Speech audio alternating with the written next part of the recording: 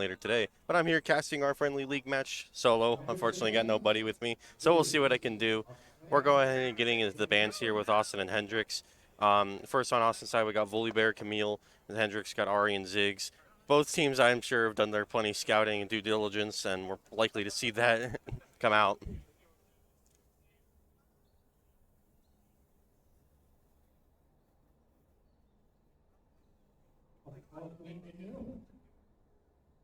And just for some context, I hear the teams behind me, so I can hear them discussing why they're taking their time as a ban. That's going to be a Kindred ban on Hendrix.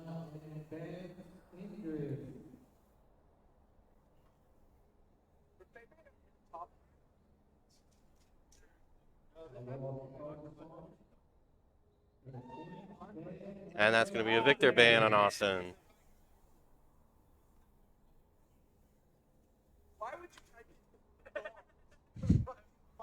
And that's going to be a Vygar pick for the first Hendrix pick. Austin coming in with the first pick here.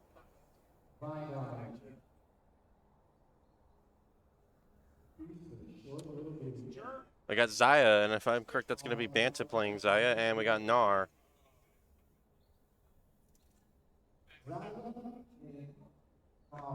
There comes the second pick for Hendrix.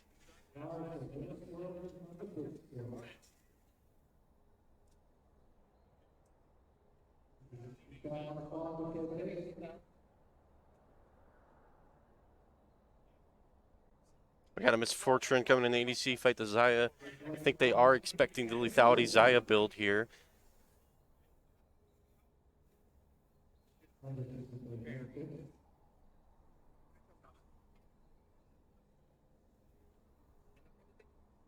We got a Rengar pick.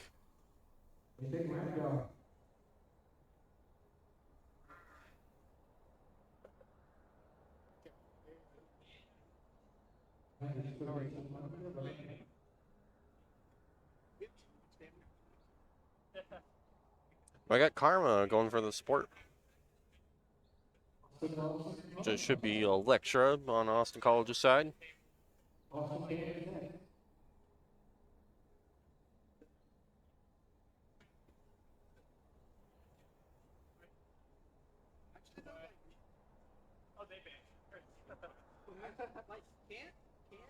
That's going to be Xin Zhao on the fourth ban for Austin.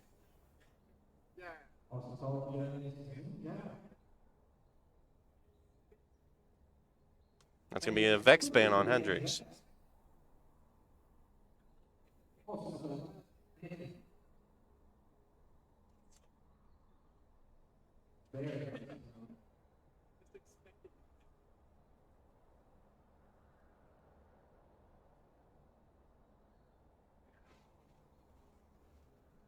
And Thresh is going to be the last Austin ban, and for the last ban for Hendrix.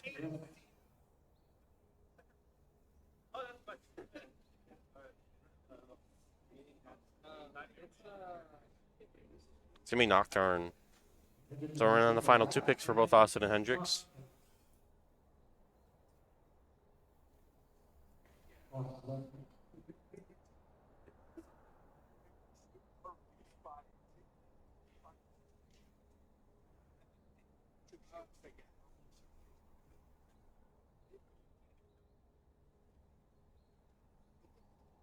We've got Syndra, and should believe that is Cyperion.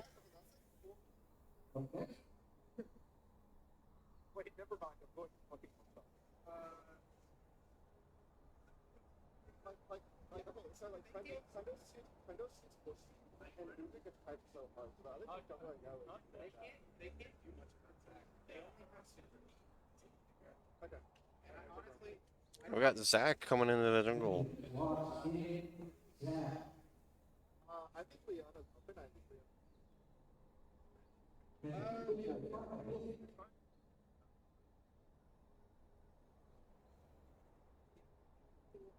And we got a Leona pick for support.